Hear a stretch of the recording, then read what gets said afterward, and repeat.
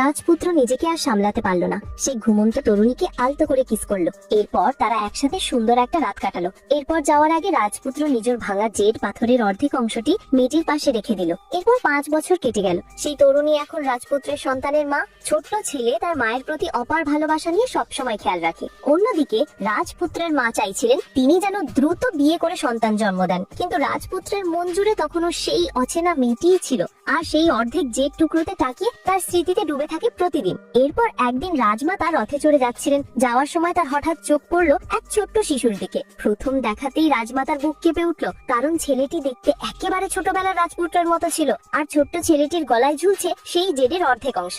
এটা দেখে রাজমাতা বিস্মিত হলেন, কিন্তু যখনই রাজমাতা শিশুটির সাথে কথা বলতে যাবেন তার আগে শিশুটি মায়ের কাছে দৌড়ে গেল, আর রাজমাতার হাতে পড়ে রইল শুধু তার বই। এরপর হঠাৎ তিনি মাথা ঘুরে পড়ে যান। যখন তার জ্ঞান ফিরলো তখন তিনি দেখলেন যে সেই মা আর তার বাচ্চা সেখান থেকে চলে গেছে। রাজমাতা দ্রুত রাজকুমারকে ডেকে বললেন, তোমার ছেলেকে আমি নিজের চোখে দেখেছি। প্রথমে রাজপুত্র বিশ্বাস করলো, কিন্তু বইয়ের লেখাগুলো দেখে তাকেও মানতে হলো ওই ছোট্ট ছেলেটাই তার সন্তান। তাই অবিলম্বে সে আদেশ দিল, যেভাবে হোক 3 দিনের মধ্যে মা ছেলেকে খুঁজে বার করো। এদিকে মা ও ছেলের জীবনটা অভাবে ভরপুর ছিল। ছেলের পড়াশোনা চালানোর জন্য মেয়েটা ভেষজ চিকিৎসার কাজ করত।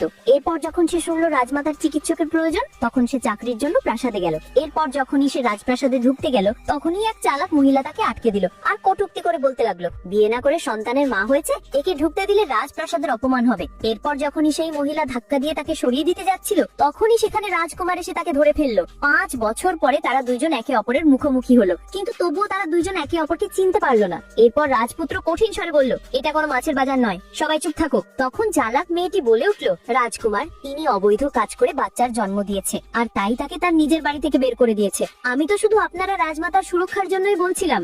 অন্যদিকে রাজমাতা মেয়েটির দয়ালু মন দেখে সঙ্গে সঙ্গে তাকে নিজের চিকিৎসার জন্য রেখে দিলেন, এবং তিনি বললেন, শুনেছি তোমার 5 বছরের একটি বাচ্চা আছে, তুমি কি বাচ্চার দেখাশোনা করতে পারো? মেয়েটি উত্তর দিল, হ্যাঁ, আমার ছেলের বয়স এখন 5 বছর। এটা শুনে রাজমাতা খুশি হয়ে বললেন, বেশ, কাল থেকে তুমি আমার জন্য কাজ করবে এবং তোমার ছেলেকেও মহলে নিয়ে আসবে। পরের দিন মেয়েটি তার ছেলেকে নিয়ে মহলে এলো। এরপর সে ছেলেকে বাইরে অক্ষর লেখার জন্য বসিয়ে দিল এবং নিজে রাজমাতার চিকিৎসা করতে লাগলো। অন্যদিকে বাচ্চাটির সুন্দর হাতের লেখা সবার খুব পছন্দ হলো, কিন্তু চালাক মহিলাটির এটি একদম ভালো লাগলো না। সে চালাকি করে নিজের চুলের গয়না বের করে বাচ্চাটির ব্যাগে রেখে দেয়, আর তারপর মিথ্যে অভিযোগ করে যে বাচ্চাটি তার গয়না চুরি করেছে। ওদিকে রাজমাতা রাজকুমারকে জানালেন যে তার নাতি মহলেই আছে। এটা শুনেই সঙ্গে সঙ্গে রাজকুমার লোক পাঠালে তাদের খুঁজে আনতে, কিন্তু অন্যদিকে চালাক মহিলাটি বাচ্চাটিকে ছাড়তে রাজি ছিল না। সে বাচ্চা এবং তার মা দুজনকেই ধরার আদেশ দিল। এরপর সে ইচ্ছাকৃতভাবে মেয়েটিকে আঘাত করে এবং বাচ্চাটিকে হুমকি দেয় যে যদি সে তার মাকে বাঁচাতে চায় তাহলে তার সামনে হাঁটু গেড়ে বসে ক্ষমা চাইতে হবে। বাচ্চাটি কাঁদতে কাঁদতে হাঁটু গেড়ে বসে বলল, দয়া করে আমার মাকে কষ্ট দেবেন না। কিন্তু চালাক মহিলাটি হাসতে হাসতে বলল,